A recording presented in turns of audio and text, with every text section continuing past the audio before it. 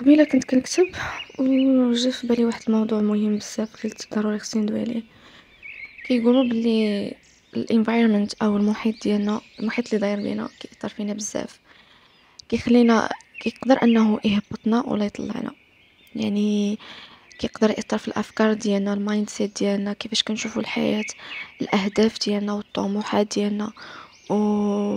والعادات اليوميه ديالنا، كيفاش شنو هما دوك الاكشنز اللي كنديرو كل نهار. يعني كيأثر فينا بواحد الطريقة اللي كتكون يا إما زوينة ويا إما خايبة، على حسب المحيط، على حسب الجودة ديال المحيط اللي حنا فيه. ملي كنقول المحيط ما كنقصدش المكان، مثلا بحال مدينة ولا دولة. يعني سواء كنتي في المغرب، سواء كنتي في برا المغرب، سواء كنتي في مدينة أخرى. يعني كنقصد أنا بالمحيط هما دوك الناس اللي كتانتراكت معاهم كل نهار، ملي كتخرج معاهم، ملي كتهضر، والدينك، يعني كاع داك المحيط اللي داير بك. كنقصد زعما ديك لينيرجي اللي كيعطيوك دوك الناس، هو داك المحيط.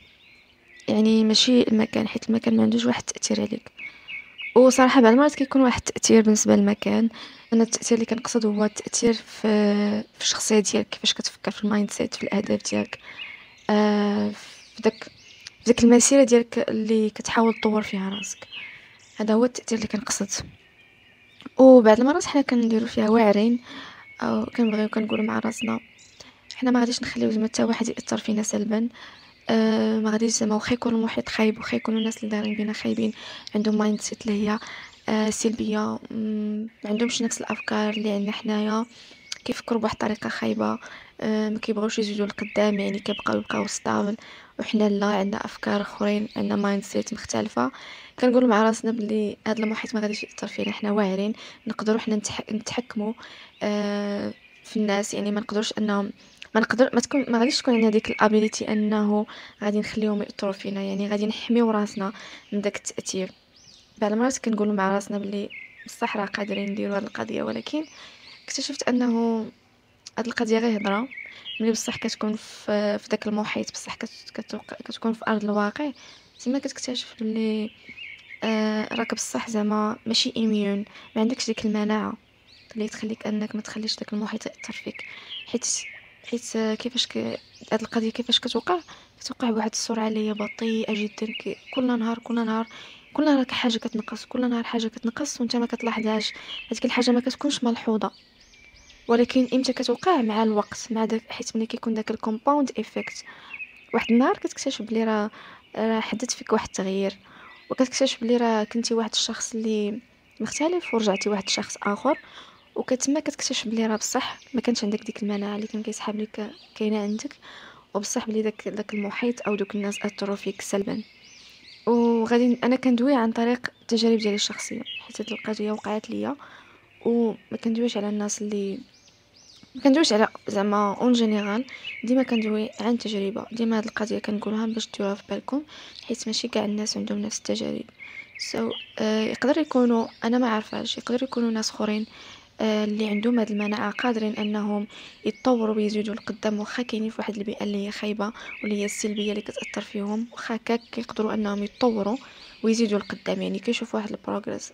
ولكن انا شخصيا ما عنديش هاد المناعه. كان كيسحب ليا عندي، كان كيسحب ليا شحال هادي بلي راه بصح انا واعره، حتى واحد ما غاديش ياثر فيا، حتى واحد ما غاديش يبدل ليا المايند سيت ديالي، وحتى واحد ما غاديش يبدل ليا هاد الروتين اللي خدمت عليه واحد المده، هاد العادات اللي زوينه اللي خدمت عليهم واحد المده طويله.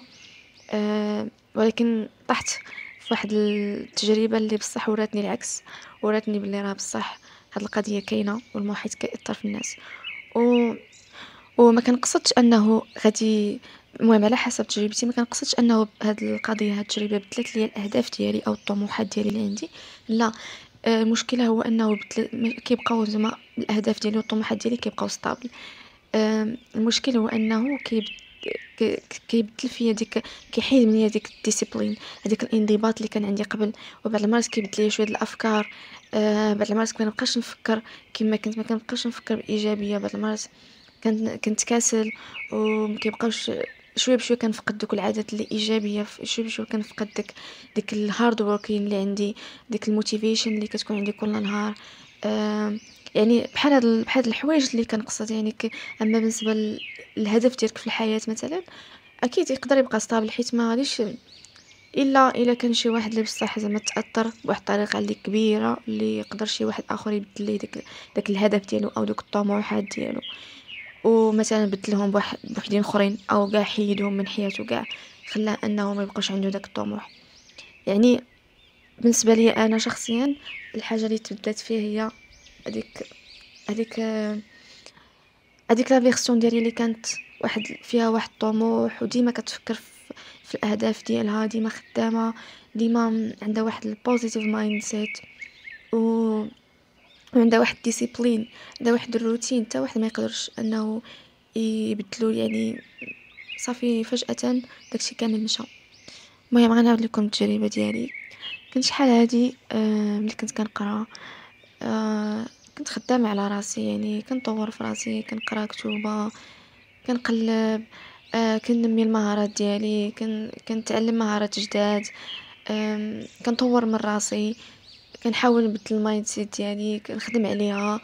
يعني كنت في واحد الايرا اللي كنت خدامه على راسي، وكنت بصح كنشوف باللي تبدلت الاحسن.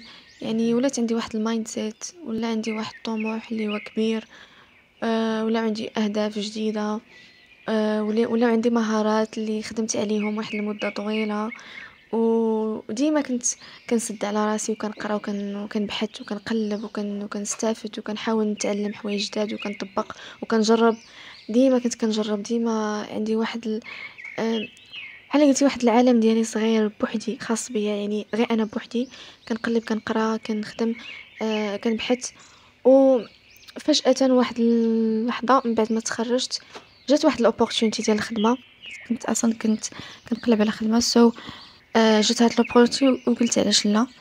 واخا صراحة ديب داون هاد الاوبورتونيتي ما كانتش هذيك اللي بغيت، ما كانتش هذيك اللي كنت كنقلب عليها نهائيا. ولكن قلت مع راسي، قلت يقدر تكون هاد الفرصة، فرصة زعما واحد الباب اللي غيفتح ليا ابواب اخرين، وان شاء الله نلقى ديك الفرصة اللي بغيت. وقلت نقبل بهادي حاليا، حيت يلا بديت، وقلت زعما باش ناخد ديك الاكسبيريونس ومون طون غنخدم في هادي ونقلب على ديك لوبورتونيتي اللي بغيت. قبلت ومشيت، مشيت بهذيك المايند سيت، بهذيك الفكرة انني هذا المحيط الجديد اللي غادي نمشي ليه ما عرفاش كي داير، واش زوين واش خايب، ما عرفاش الناس اللي غادي نتلاقى معاهم واش مزيانين واش خايبين، كيفاش كيفكروا. قلت مع راسي بحال لو وجدت راسي، درت واحد الدرع، قلت مع راسي راني درت واحد الدرع اللي غادي نوجد راسي انه هاد لوبورتونيتي، هاد المحيط اللي غنمشي ليه غاديش نخليه ياثر فيا نهائيا. درت واحد القرار بيني وبين راسي، قلت هاد الليفل اللي وصلت ليه دابا، هاد المستوى اللي وصلت ليه دابا غادي نكمل فيه، ما غاديش نخلي حتى واحد يحبسني، يوقفني او لا يخليني نزيد اللور. يعني هذا هو الهدف اللي كان عندي من الاول. و صافي مشيت بهذا المايند سيت، مشيت واحد البوزيتيف مايند سيت، مشيت واحد النايفتي يعني.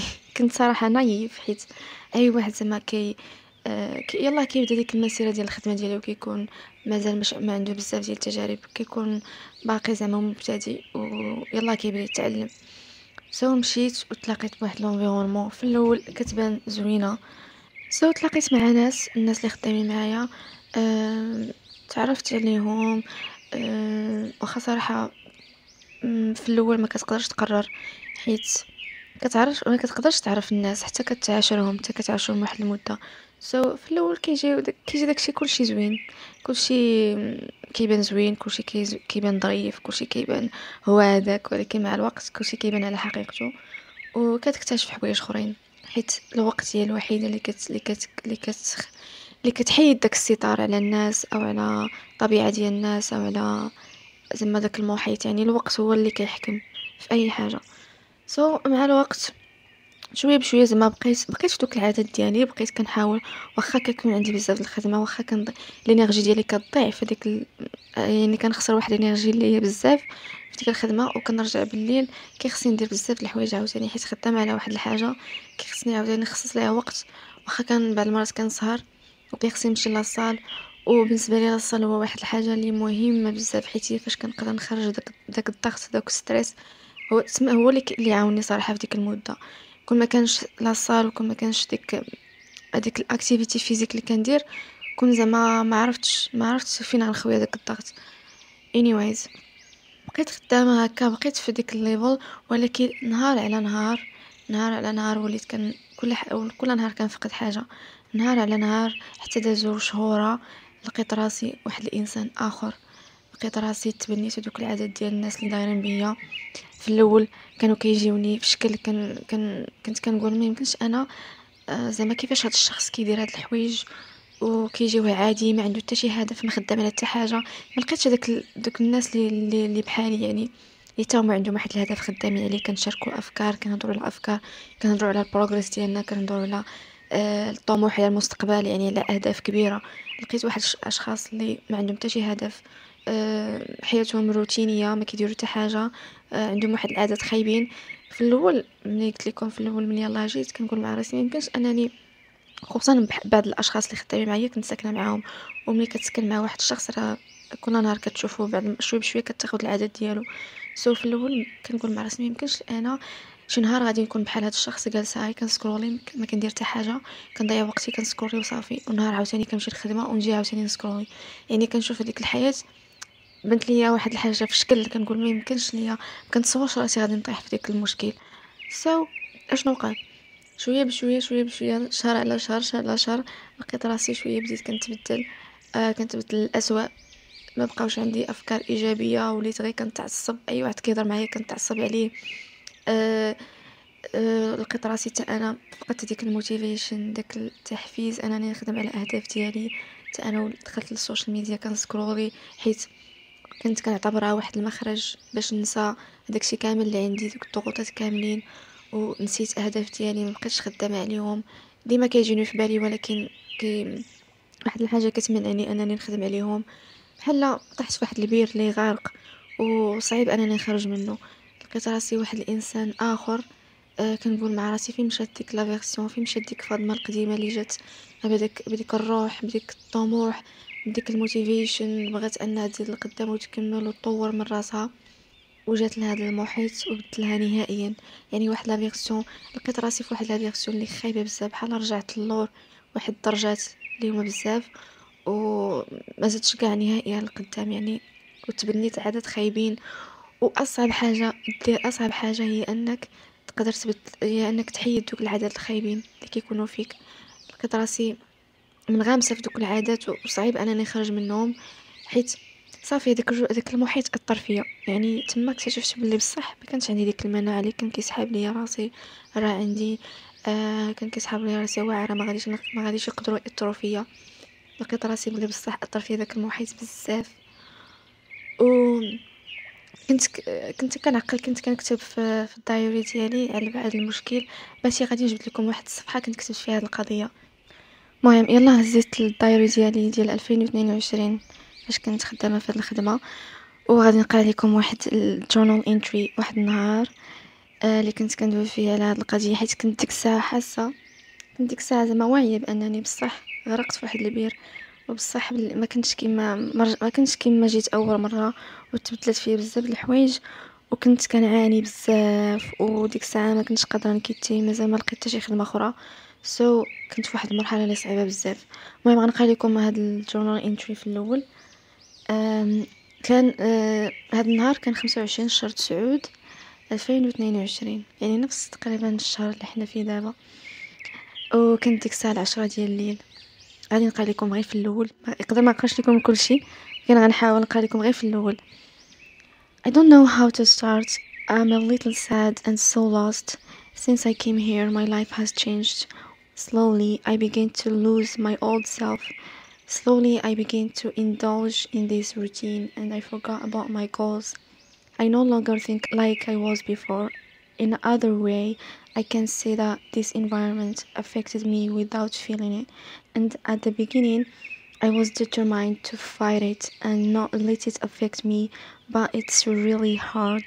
Lately, I only think of quitting my job, but I can't risk it. I didn't find a new one. ما غاديش نقرا لكم كل شيء، ولكن كنت ديك الساعه بصح في واحد الحاله اللي خايبه. كنت في واحد lowest point in my life، و كما قلت لكم كنت واعيه باللي هذا الانفايرمنت كانت زعما اثرت فيا بزاف. ومع الوقت وليت كنلاحظ باللي حتى ماي mental health حتى هي ولات كتاثر. يعني وليت كنمرض يعني بصح، ولا فيه واحد العصبيه، واحد ستريس اللي ما كانش فيه قبل. انا كنت واحد الشخص اللي كالم. ما كنت زعما عصبيه، ما كنتش كنخلي ابسط الحوايج ياثروا فيا. يعني ما كنتش كنتعصب على ابسط الحوايج. يعني تبدلت نهائيا وصافي. اشنو درت يعني من بعد واحد المده قررت انني غنكيتي. واخا ما لقيتش خدمه قررت انني غادي ندير واحد الريسك، وغادي نعطي لراسي الاولويه، وغادي نبعد من هذا الانفايرمنت حيت حطماتني زعما واثرت فيا بزاف. وقلت غادي نبدا مرحله جديده من حياتي، واخا غادي نخرج من الكومفورت زون. كان لازم انني نخرج منها. كنت زعما واعيه انني خاصني نخرج منها. الا بغيت نرجع ديك فاطمه القديمه، ولا بغيت نزيد نطور من راسي. يعني كان ما كنت عارفه باللي من بعد هاد الاكسبيرينس خصني نخدم على راسي كتار من الاول. يعني حيت كما قلت لكم صعيب انك زعما من السهل انك تتعلم حاجه جديده او تزيد لقدام على انك بصح ترجع لواحد الفيرسيون اللي كنت فيها قبل. يعني تحيد دوك العادات الخايبين اللي تعلمتيهم واللي خديتيهم واحد المده طويله. يعني هذه اصعب حاجه، هي انك تحيد دوك العادات الخايبين. ابخي كيتيت وتوكلت على الله. قلت مع راسي رزق ربي هو اللي كيرزق. الا سديت هاد الباب يقدر ربي غادي يحل لي بيبان اخرى اللي غيكون احسن. وغادي نعدي بهاد الشيء اللي سيفيت حاليا. ديك الساعه غادي نشوفوا من بعد شنو غيوقع. يعني توكلت على الله وصافي ودرتها في يد الله وكيتيت. حيت كنت ما بغيتش باقي نغرق في داك البير. حيت كنت كنشوف راسي صراحه في واحد الحفره اللي غارقه ومظلمه. وكنقول مع راسي ما حدي انا قادره نخرج منها حاليا غادي نخرج. المهم عملت لكم هاد التجربه المتواضعه ديالي باش نقول لكم كيفاش انني قدرت نبروفي ديك الايديا انه المحيط كيأثر بزاف. و وبصح كيكون هذاك التأثير كيكون خفي، ما كنلاحظوش حنايا، ما كنلاحظوش في الحياة ديالنا اليومية نهار على نهار. داكشي كيجي مع الوقت. مع الوقت داكشي كامل كيبان. سو كما اي حاجه مثلا في الحياه، حتى انت الافكار ديالك حاليا او اي حاجه وصلتي لها حاليا راجت مع الوقت. كنتي خدام عليها واحد المده او واحد المده طويله ديال اللي كانوا فيها بزاف ديال التجارب اللي خلاوك انك تفكر كيفاش كتفكر حاليا. نفس الحاجه ملي كتكون في واحد المحيط اللي هو ما بالنسبه لك سلبي، يعني كيأثر عليك سلبا، فبعض المرات كتقول مع راسك ما غاديش نخليه يأثر عليا، انا بالعكس غادي نأثر عليهم ايجابيا ونقدر نبدل المحيط ديالي. ولكن في الواقع مع الوقت كتكتشف العكس، انه بصح داك المحيط كيأثر فيك. حيتاش داكشي كيجي واحد الوتيره اللي كتكون بطيئه جدا ما كتلاحظهاش، وكيكون داكشي في اللاوعي. نهار على نهار كيتبدلوا لك افكار، نهار على نهار كيتبدلوا لك العادات ديالك، وكيتبدلوا بعادات اخرين يا اما زوينين يا اما خايبين كما قلت لكم على حسب المحيط وعلى حسب الناس اللي كتهضر معاهم. اكيد هادي عارفينها كلنا. ملي كتكون مع واحد المجموعه ديال الناس او اصدقاء اللي كيكونوا مايند سيت ديالهم واعره، زعما كيطوروا من راسهم، عندهم واحد الليفل اللي متساوي معك او لا احسن منك، كيخدموا على راسهم، كيحاولوا يقلبوا على بيزنس ايدياز، كيناقشوا افكار. يعني يعني كتشوف باللي راه بصح كيطوروا من راسهم، خدامين على راسهم، ماشي غير كيجيو في الخاوي. فاكيد ملي كتجمع مع بحال هاد الناس غتكون بحالهم. الا درنا عاوتاني العكس، الا مشيت كتجمع مع ناس اللي ديما جالسين في راس الدرب ما عندهم ما يدار، كيهضروا على ناس اخرين، مقابلين غير ناس اخرين شنو داروا، يعني ما كيحاولوش يطوروا من راسهم، ديما كيتشكاو الدوله ما دارتش لينا، ما كاينينش الفرص، ما درناش. يعني غير دوك الناس اللي كيتشكاو بزاف وحتى ماشي بوزيتيف، يعني ما عندهمش واحد الايجابيه في الحياه، ما كيقلبوش على راسهم، ما كيطوروش من راسهم، ما كيحاولوش يخلقوا فرص. يعني بحال هاد الناس ملي كتكون معاهم اكيد غتكون بحالهم مع الوقت. آه واخا كتكون انت ماشي بحالهم في الاول، ولكن شويه بشويه كتبنى دوك الافكار ديالهم حتى انت. كل ما كتقضي معاهم الوقت، كل ما كتجمع معاهم، كل ما كتبنى حتى انت افكار ديالهم كيأثروا فيك. المهم هاد الشي غير باش نقول لكم باللي بصح الانفايرمنت كتاثر بزاف على الواحد، وكتاثر بزاف على المايند سيت ديالو وعلى الافكار ديالو وعلى داك البروغرس ديالو في الحياه، على داك الطريق اللي بغى يمشي ليها، ديك الطريق اللي كيمشي فيها وخدام عليها. بصح بعض المرات الا كانت الانفايرمنت خايبه وسلبيه غتاثر عليك وغادي تخليك انك تحبس هذاك البروغرس او لا ترجع خطوات اللور، اللي غيجيك صعيبه انك ترجع عاوتاني ديك ترجع عاوتاني تطلع دوك الدرجات من جديد. علاش دويت على هذا الموضوع ديال environment، وبما ان العنوان اللي حطيت كيقول واحد الحاجه اخرى. مهم دويت على هذا environment حيت اكيد عنده واحد ليزون، واحد ريليشنشيب مع هذا الشيء اللي غندوي عليه حاليا. اكيد كما هضرت عليه قبيله، الانفايرمنت والناس اللي دايرين بك كيكون عندهم واحد التاثير بزاف على حياتك، على اهدافك، على جميع الجوانب ديال حياتك. الحل الوحيد، مثلا عندك شي هدف كبير، واحد الطموح كبير بغيتي تحققه في حياتك، بعض المرات الحل الوحيد هو تسد على كل شيء، هو تسد على راسك وتحيد كاع دوك distractions، تقطع كاع دوك العلاقات اللي ما غاديش يزيدوا بك القدام. وبهذا المعنى يعني تكون اناني، ولكن ديك الانانيه اللي كتكون ايجابيه، اللي كتكون في صالحك. يعني غادي تسد على ناس اللي بصح ما كيزيدوك شي حاجه، ما كينفعوك بشي حاجه، بالعكس كيزيدوا يرجعوك للور. وهنا كندوي على الاصدقاء ديالك. مثلا عندك واحد السيركل ديال الاصدقاء اللي كيكونوا غير زايدين في حياتك، يعني ما كتستافد منهم حتى حاجه، ما كيستافدوا منك حتى حاجه، او كتحاول انك تدوي معهم في شي مواضيع اللي هما ديال الافاده. مثلا كدوي مع كتكون مثلا كيكون عندك شي صديق مثلا كتبغي تدوي معاه على شي موضوع، مثلا كيفاش دير فلوس في الانترنت، مثلا كتقول لي طحت على واحد البيزنس ايديا، اجي نناقشوا انا وياك، راه الناس كيديروا فلوس بهذه الطريقه بهذه الطريقه، وهو كتلقاه ماشي انتريستد ولا بحال ما كيفهمكش، وحتى كيسد عليك الموضوع، كيعطيك شي اعذار ولا شي حاجه، بحال كيقول لك راه داكشي اللي كتقول فيه غير تخربيق، ما كاينش هاد الهضره. يعني كيجاوبك بواحد السلبيه. يعني بحال دوك الناس كتكون عارفهم يعني في حياتك، بحال دوك الناس ما كتناقش معاهم بحال هاد الافكار، بحال هاد البيزنس ايدياز مثلا، ولا كيفاش دير فلوس، او لا اي افكار اللي كتكون زعما متعلقه بانك تخدم على راسك وتزيد القدام، ما كتقدرش تناقش معاهم بحال هاد الافكار. فهذا كيكون واحد الدليل انه هاد الاصدقاء خصك تقطعهم من حياتك، ماشي تقطعهم عاوتاني، ولكن خاصك تليميتي هذيك الانتراكشن. الا ما عندكش اصدقاء اللي تقدر تبارطاجي معاهم هاد القضيه، فمن الاحسن انك تبقى بوحدك تخدم على راسك، باش انك بصح تحمي هذيك المايند سيت ديالك وتحمي دوك الافكار ديالك، ما تخليش الناس ياثروا عليك. حيت بعض المرات كيكونوا شي ناس اللي مثلا كتهضر معاهم في واحد ليدي ولا شي حاجه، كما قلت لكم شي بيزنس ايديا ولا شي حاجه، ومن خلال داك الجواب ديالهم من خلال داك الجواب ديالهم كتحس باللي انت غبي قدامهم، كتحس بلي بصح بحال ما فهمكش، ولا المهم كتحس واحد الاحساس خايب. أه صافي، يعني كتقول مع راسك هاد الشخص ما عمري باقي نناقش مع هاد الفكره، حيت عطاني واحد الجواب اللي ماشي داك اللي كنت كنتظر.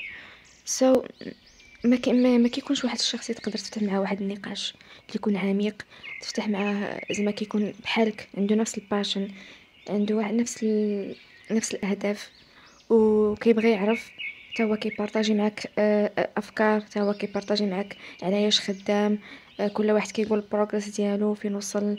يعني كيكون واحد الاكاونتابيلتي، وكيكون واحد النقاش، وواحد كيستافد من الاخر. يعني كتحسوا بحالك، فهمتي؟ يعني كيكون بحالك بهذا المعنى.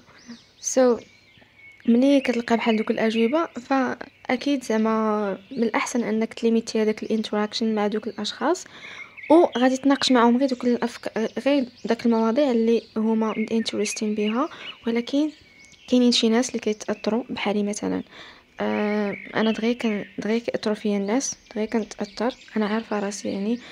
احسن حاجه كنديرها هي كنبعد، حيت عارفه يعني دغيا انا كنت ديستراكتا، يعني دغيا غادي تشتت الانتباه ديالي، حيت جربتها بزاف د المرات. يعني ما عنديش هذيك القضيه انني لا غادي نكون مع راسي، غادي نبقى مع هاد الناس ولكن ما غاديش يأثروا فيا، غادي نبقى انا خدامه على داكشي يعني واخا هكا كنمشي معاهم نخرج معاهم ندور معاهم نهضر معاهم ولكن ما عنديش انا هاد القضيه.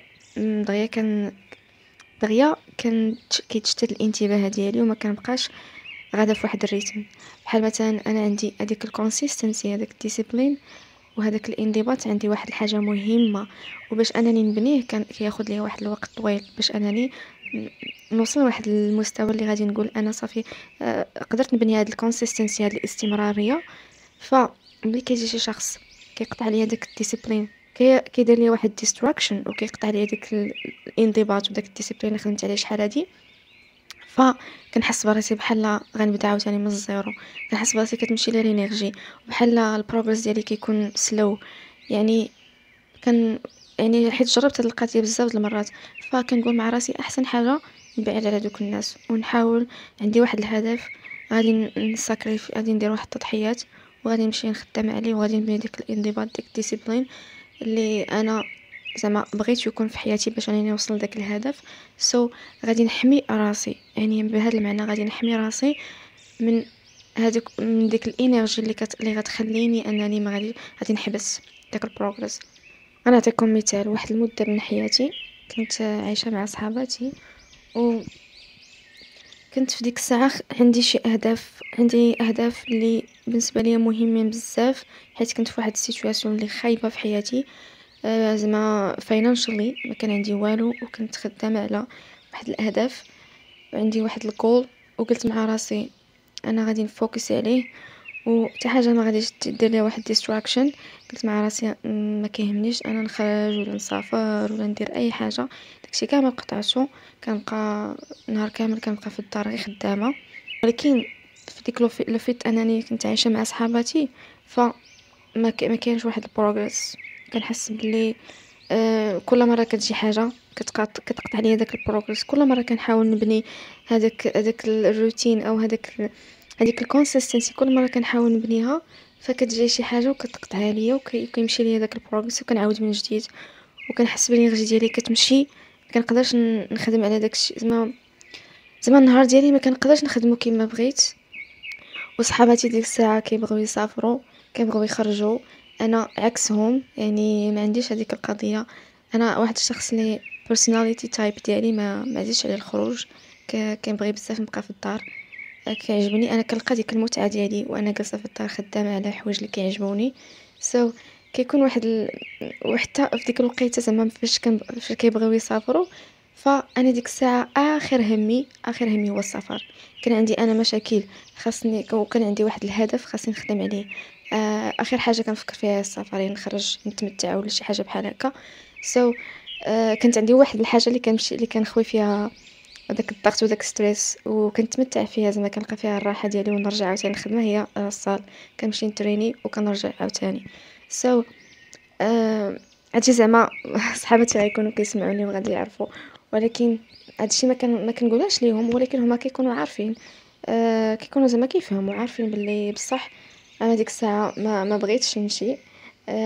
غير زعما كنمشي غير هكاك حيت عاوتاني كنقول مع راسي هاد اللحظات اللي غادي ندوز معاهم ما غاديش يتعوضوا.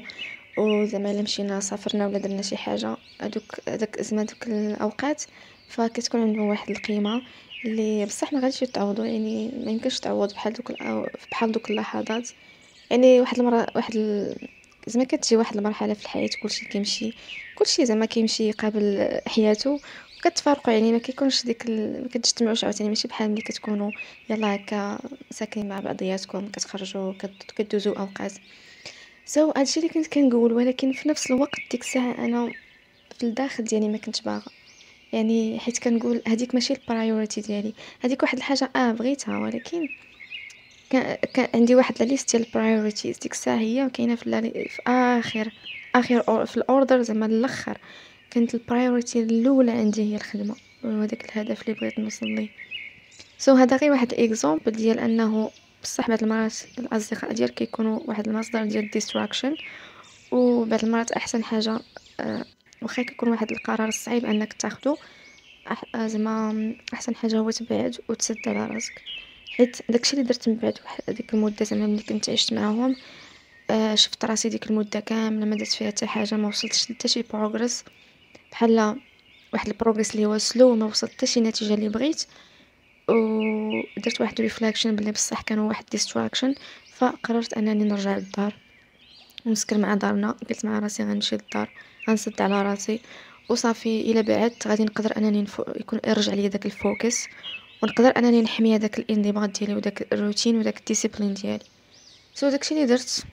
اتخذت هذا القرار واخا صعيب، ولكن اتخذته حيت كان ضروري انني نديرو في ديك المرحله من حياتي، والا ما غاديش نوصل داك الهدف ديالي اللي كان مهم بالنسبه لي، هو البرايورتي نمبر 1. هادشي باش نقول لكم باللي كما قلت لكم دابا بعض المرات في الحياه خاصكم ديروا تضحيات، خاصكم ديروا شي قرارات اللي كيكونوا صعاب من اجل انكم توصلوا لواحد الهدف في الحياه. يعني حتى حاجه ما كتجي سهله، ضروري كيكونوا واحد التضحيات اللي ضروري خاصك ديرهم.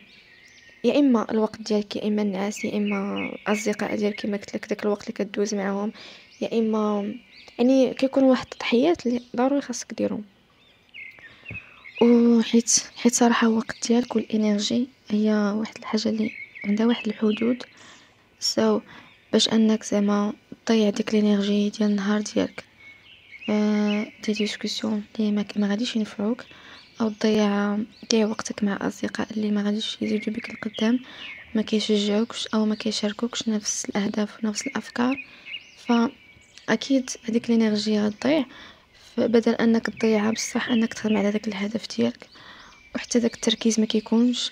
ففي الاخر ديال النهار كتلقى راسك الانرجي او الباتري ديالك 0%، وما درتي حتى شي بروغرس في داك الهدف اللي عندك، وكيجيك تأنيب الضمير، وعاوتاني كتعاود نفس السايكل النهار اللي بعدو، يعني حتى لمتى. سو احسن حاجه دير كما قلت لكم، الا هذيك السيركل، هذوك الاصدقاء اللي عندك كما قلت لك ما كيشاركوكش نفس الطموح، نفس الاهداف، حتى هما ما عندهمش واحد ديسيبلين، وما عندهمش واحد الروتينز، ما عندهمش واحد الاهداف في الحياه. ف وانت العكس، عندك واحد الهدف اللي بصح هو واحد البرايورتي بالنسبه ليك، وكتشوف باللي ما كينفعوكش، ما كيزيدوش بك للقدام، بالعكس كياخدوا من الانرجي ديالك ومن داك التايم ديالك اللي محتاجه باش توصل لداك الهدف. فكما قلت لكم الاحسن تسدوا على راسكم وتبعدوا من دوك الاصدقاء. بقاو تشوفوهم مره في الشهر، مره في شحال، يعني حاولوا انكم تعطيو الوقت لدوك الاهداف ديالكم، وبقاو تفكروا في الاهداف ديالكم كل نهار. داك الفوكس ديالكم وداك داك التركيز ديالكم كيكون بالنهار، وديك الانرجي كامله اللي عندك في النهار عطيها الاهداف ديالك باش توصل ليهم. ودير في بالك انه كما قلت لك قبيله ما يمكنش يكون، ما يمكنش تاخذ كل شيء في الحياه، يعني ما يمكنش تاخذها كلها، ضروري خاصك تخلي شي حاجه، يعني ضروري خاص يكون واحد التضحيات، ما يمكنش تبغيها كلها كما قلت لك. بغيتي هذاك الهدف توصل ليه، مثلا نقولوا financial goal، عندك واحد الهدف مالي بغيتي دير فلوس، فغادي دير تضحيات اكيد، غادي تضحي بداك الوقت اللي كتضيع مع صحابك، ديك الاوقات اللي كتخرجوا، تضحي بدوك الاوقات الزوينه اللي كتخرجوا كتسافروا، غتضحي بداك الوقت اللي كتفرج في افلام، غتضحي، يعني غتضحي بزاف د الحوايج. بعض المرات غتضحي بالنعاس ديالك، خاصك تسهر على، خاصك بعض المرات تلقى راسك كتسهر حيت النهار ديالك كامل ما قدكش، كان ضروري خاصك تسهر باش تسالي واحد التاسك، يعني غتضحي بالنعاس ديالك وغتضحي بالوقت ديالك. خاصك تعرف خصوصا في البدايات، راه يكذب عليك الكذاب يقول لك راه انا كنخدم معي ساعتين في النهار وكندير 10,000 دولار في الشهر مثلا. حتى واحد ما كيخدمش دوك السوايع في البداية، خصوصا في البداية كل شيء كيضرب تماره. الناس راه كيخدموا 12 ساعه في النهار ولا اكثر باش يلا يديروا واحد البروغرس، و داكشي كامل ديك 2 سوايع في النهار والفلوس كتدخل، هذيك كتجي من بعد واحد السنوات ديال التجربه، واحد السنوات ديال الهارد وورك، وواحد السنوات ديال الخدمه والتماره.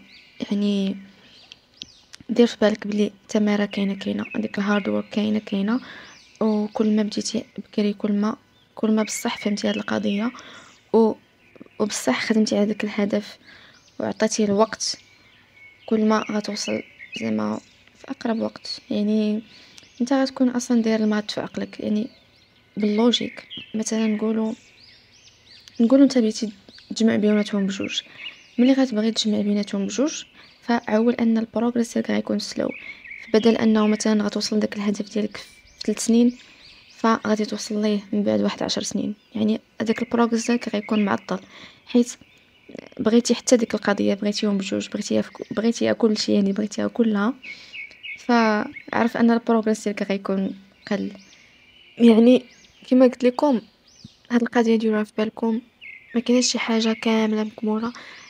بغيتو توصلوا لواحد الهدف خصوصا اذا كان هدف كبير، واحد الطموح اللي كبير، فعولوا انكم غادي ياخذكم واحد الوقت اللي طويل، وواحد الجهد اللي كبير، وواحد التضحيه اللي كبيره.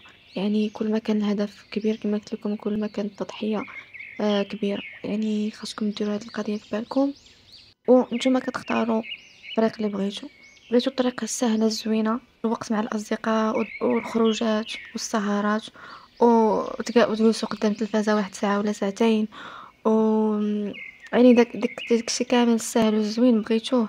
عرفوا بلي غادي تضحيو بواحد الهدف، تضحيو بواحد الحاجه اخرى اللي هي انه ما غاديش توصلوا دغيا لديك الهدف اللي بغيتو توصلوا ليه. ولا بغيتو بصح انكم توصلوا داك الهدف، عرفوا بلي غادي تضحيو بحوايج اخرين. يعني خلاصة القول خاصكم بصح تشدوا عليكم وتخدموا خدمة الخدمة الخدمة، وتطوروا من راسكم كل نهار. قراو كتوبة، عمروا راسكم، خدموا على المايند سيت ديالكم، تعلموا حوايج جداد. حاولوا زعما تعلموا كل نهار، تعلموا شي حاجة جديدة. عرفوا السوق شنو فيه. آه يعني قلبوا على سايد هاسلز.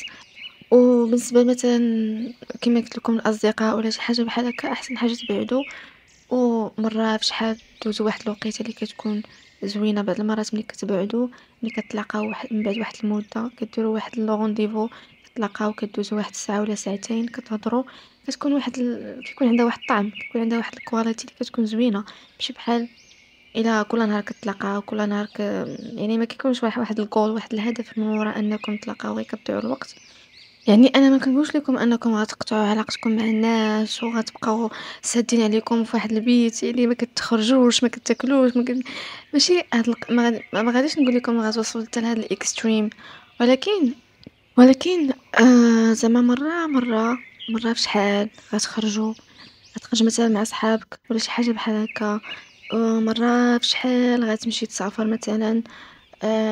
يعني هاد الحوايج ما خصهمش يكونوا ديما. يعني النهار ديالك خاصو يكون، يعني كنقول الفكره اللي بغيت نوصل هي انه اغلبيه النهارات ديالك، كاع الايام ديالك الاغلبيه ديالهم خاصهم يكونوا عندك واحد الروتين محدد. كتكون فيهم غير خدام باش يلا توصل داك الهدف اللي بغيتي. اما الا كل مره، كل سيمانه ولا كل يومين ولا 3 ايام كتخرج ولا كتمشي كدير شي حوايج اخرين، يعني هاد الروتين ديالك غيتهرس. ما غاديش تربي ديك الديسيبلين، داك الانضباط، وما غاديش توصل حتى حاجه. يعني كل مره كتهرس داك البروغرس، خصك عاوتاني تبدا من جديد. حيت هادو كيتعتبروا distractions. ما عرفتش شنو هي distractions بالدارجه. هادشي اللي كاين. هذه هي الفكره اللي بغيت نوصلها لكم في هذه الحلقه، هي الضروره ديال والاهميه ديال انك تسد على راسك وتعطيها الخدمه باش توصل داك الهدف اللي بغيتي. واكيد زعما ملي كنقول هاد الهضره ما يمشيش عاوتاني بالكم بعيد، وزعما تبقاو عاوتاني غير الخدمه تجيبوها في راسكم. اكيد كيكون واحد التوازن، ولكن عرفوا كيفاش انكم تعطيو واحد شويه الراحه لراسكم. كما قلت لكم في الحلقات اللي قبل، واحد الحلقه دويت على هاد القضيه ديال الاهميه ديال الراحه في انك تكون بروداكتيف، تكون واحد الانتاجيه. فكما قلت لكم خاصكم تلقاو واحد الحوايج اللي كيعطيكم ديك الانرجي، كيشارجي ليكم ديك الباتري. يعني واكيد كما هضرت في هذه الحلقه، هذوك الاصدقاء اللي كيكونوا واحد المصدر ديال ديستراكشن، اكيد ما غاديش يشارجيو لكم ديك الباتري، ما غاديش يعطيكم ديك الانرجي باش ترجعوا ثاني من جديد وتحطوا واحد السوايع في الخدمه. سو كما قلت لكم انايا من بين الحوايج اللي كندير هي اكتيفيتي فيزيكيه فاش كناخذ ديك الانرجيه، فاش كنرتاح كننسى شويه الخدمه. وملي واحد الساعتين ديالي في لاصال كنديرها، ملي كنرجع عاوتاني كنرجع بانرجي جديده وكنعطي عاوتاني لاطاك. يعني ملي كنقول لكم سدوا عليكم، اكيد غتخدموا في حوايج اللي كيعجبوكم اكيد، و...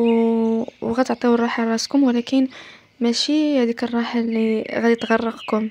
يعني ماشي ديك الراحه اللي في بالكم وحتى قلت لكم في هذيك الابيزود الاخرى، قلت لكم من بين الحوايج اللي تقدر انك زعما تشارجي بهم ديك الانرجي، هي تخرج مع اصدقاء اللي كيعطيوك واحد الانرجي، اللي كيكونوا مصدر ديال التشجيع، اللي كيكونوا بصح كيشاركوا نفس الافكار، كتهضروا على افكار، كتهضروا يعني ملي كتسالي من ديك الخرجه كتحس برك خديتي بزاف خديتي بزاف د الحوايج، والانرجي ديالك ماشي تستنفدات، يعني ماشي ضاعت، ماشي كتحس باللي كيفاش غنقول ليها، كما قلت لكم قبيله، ماشي كتحس بالانرجي ديالك مشات، كتحس بواحد التعب اللي كيكون ايموشنالي. بالعكس ملي كتسالي كتحس بواحد الانرجي زوينه، كتحس بواحد الموتيفيشن انك تمشي تخدم، تزيد تخدم على الاهداف ديالك. هذا الاحساس اللي كنقصد يعني. و... وهذا الشيء اللي كاين. نتمنى انكم استفدتوا من هذه الحلقه، وبصح زعما فهمتوا هذا البوينت اللي بغيت نعطي، هذا الانسايت اللي حاولت انني نوصل. واكيد انا كما قلت لكم ديما كنبارطاجي معكم غير التجارب ديالي وشنو استفدت في الحياه وشنو فهمت. نتلاقاو ان شاء الله في حلقه جديده، وندوي على موضوع جديد وانسايت جديده.